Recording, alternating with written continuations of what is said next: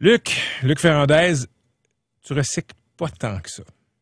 Ben, comme tout le monde, tu sais, je suis pas un maniaque, là, tu sais, mais il m'est arrivé de recycler beaucoup, là. Tu sais, le carton de lait, là, découper le morceau de plastique, le bouchon de plastique qui est pogné dans le carton de lait pour les séparer. Oui. OK, donc tu étais un bon recycleur. Oui. Puis là, demain, c'est la collecte de recyclage sur ma rue. C'est la dernière fois que je recycle.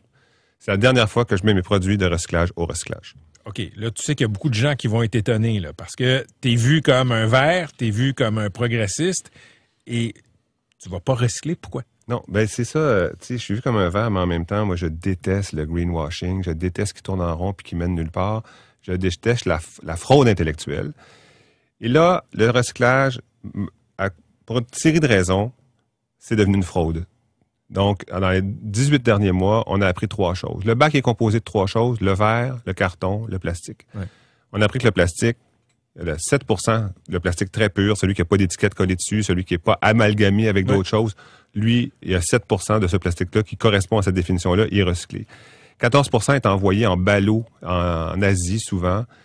C'était envoyé en Chine, à Manille, etc. C'est des containers pleins où on ouvre des containers où on a mis pêle-mêle des produits mélangés ensemble, écrasés ensemble, composés ensemble. Tu sais, un emballage sur lequel il y a un papier broché avec du carton. Puis là, il y a des gens qui gagnent un salaire de misère, qui à la main enlèvent ça, des fonctions dans des conditions extrêmement difficiles. Ils réussissent à en sauver à peu près 7%.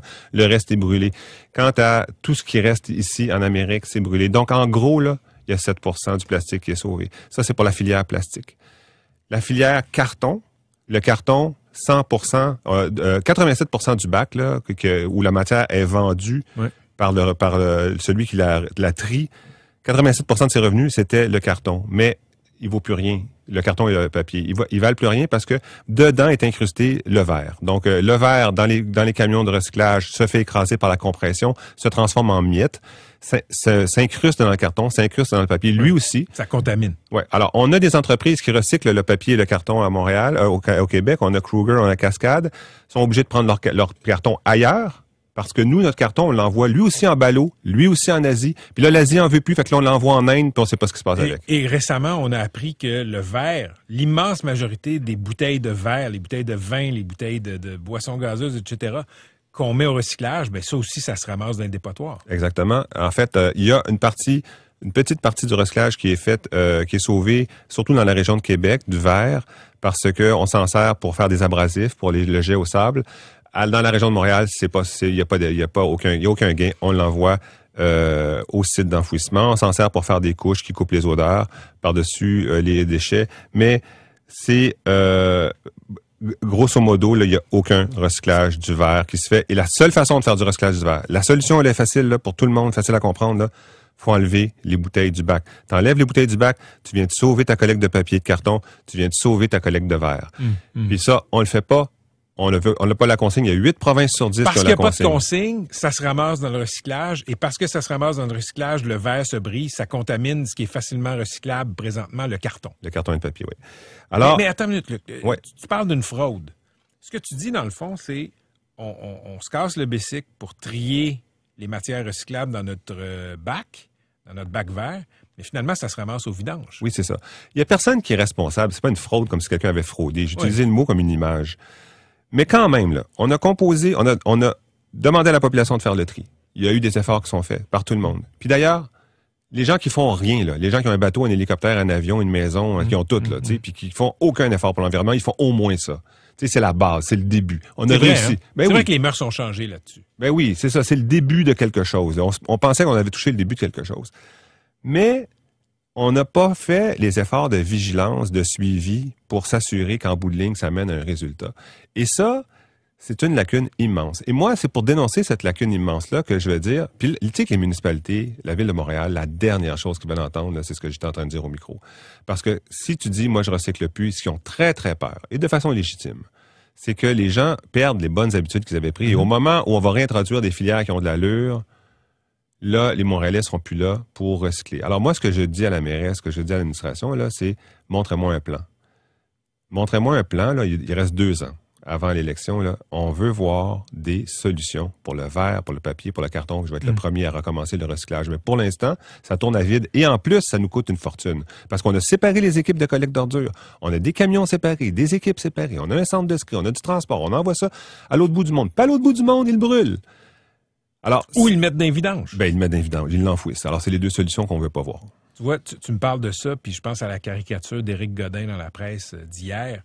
Et c'était écrit « le sac vert ». Le traditionnel sac vert, mais c'était écrit le sac vert, V-E-R-R-E, comme du verre. Et à travers du sac, tu voyais poindre ce qui était clairement des bouteilles de vin. Parce que c'est ce qu'on a appris il y a quelque temps. Là. C'est ça. Puis ça, ce laxisme-là, c'est la base de l'administration municipale. Je te parlerai dans une autre série d'une autre forme de laxisme qui est la contamination des terres. Quand tu regardes là, ces deux grands efforts-là qu'on a mis en place depuis 20 ans, là, puis que disons, on est arrivé à des résultats aussi pauvres que ça dans les deux cas, c'est carrément fâchant. Mais toi et moi, on avait parlé de ça hors d'onde, là, du fait que tu hésitais à faire cette confidence-là que tu viens de nous faire, celle que tu vas arrêter de recycler parce que tu sens pas que ça sert à quelque chose. Est-ce que tu sens un peu mal de renoncer au recyclage, au moins temporairement? Ben écoute, moi, mais-en que je me sens mal. Mais-en que on veut tous contribuer par un geste quotidien à sauver la planète. Bien sûr que je me sens mal, puis tu sais, ça va être difficile là, parce que j'ai vraiment l'habitude de le faire comme il faut. Oui. Puis, évidemment, j'ai peur d'envoyer le message à des gens qui n'auraient pas les bonnes intentions, puis eux, ils arrêteraient de recycler, puis ils recommenceraient jamais. Évidemment que j'ai peur de ça. Mais j'ai aussi très peur que ça continue de tourner à vide pendant 2 ans, 3 ans, 4 ans, 5 ans, puis qu'il se passe rien. Faut faire une pression, faut dire haut et fort, nous ne sommes pas satisfaits, nous sommes en colère, il faut trouver des solutions. Puis, dans le plastique, là, ils sont pas à veille de trouver les solutions. Tu sais qu'il y a des inspecteurs municipaux qui peuvent fouiller dans les vidanges pour voir si on recycle. Hein? Tu sais que ça existe, ce principe-là. Pas à toi que je vais apprendre ça. Hein? Tu sais, Patrick, les inspecteurs municipaux, ouais, je connais leur truc, mettons. Non, écoute... Ce que tu veux dire, c'est que tu vas pas mettre un compte d'hydro dans tes vidanges en même temps que tes matières recyclables. Oui, c'est certain. Puis tu sais, je veux pas inviter la population à tricher la loi, mais la loi, en ce moment, fait marcher un système à vide. Les inspecteurs municipaux, là, c'est nos inspecteurs. Là. Moi, je les ai fouettés, là. J'ai fouetté dessus, là. Ouais, ça nous prend plus de performance, puis ça nous prend plus de résultats, puis on veut en pogner plus, là. On veut les pogner, ceux qui mettent pas leur papier, puis mettent pas leur verre. On veut les attraper, là. On a fait de pression, on a multiplié, parce que c'est une question de propreté aussi. On a multiplié les interventions avec un résultat nul. Mais Luc, ce que tu décris comme une fraude, là, disons que c'est une mascarade. La mascarade est là. C'est-à-dire que la municipalité dit aux citoyens, recyclez. On peut même fouiller dans vos vidanges, voir s'il y a des matières recyclables et vous donner une amende. Mais à l'autre bout, ça va quand même s'en aller au dépotoir. Exactement. Vos matières recyclables. Puis la mascarade est là. Tu sais, la fédération, exactement, c'est bien sûr que c'est ça. Puis là, il faut que la fédération... Je sais qu'il y a du travail qui se fait à la CMM. Je sais qu'il y a du travail qui se fait à la Fédération canadienne des municipalités, mais il faut accélérer ce travail-là, là, parce que les solutions, là, bon, pour la consigne du verre, on en a une solution. Il y a des gobbeuses avec des machines, ça marche très bien, les gobes, ça marche. Il faut le mettre en place. Pour le papier et le carton, si on y arrive, ça va bien marcher aussi parce que on est capable on a la capacité de transformation du papier en place. On l'a. Ils sont en train d'importer du papier et du carton derrière. On peut le faire. Pour le plastique, c'est plus compliqué. Parce que le plastique, il y en a 10 sortes différentes. Et le plastique, ça vient avec des étiquettes collées dessus. C'est très difficile donc là, ce qu'il faut faire, c'est mettre en place tout de suite les projets pilotes pour faire que le plastique recyclé coûte moins cher à la production que le plastique neuf. Pour l'instant, le plastique neuf coûte beaucoup, beaucoup moins cher que le plastique recyclé. Et je rappelle que 100% des bouteilles de verre que vous mettez dans votre recyclage présentement... À Montréal. Bien, ça s'en va exactement au même endroit que ce que vous mettez dans vos sacs verts, justement. All right, Luc Ferrandez, merci beaucoup. On t'écoute demain avec Paul Arcan pour la commission Taillefer-Ferrandez.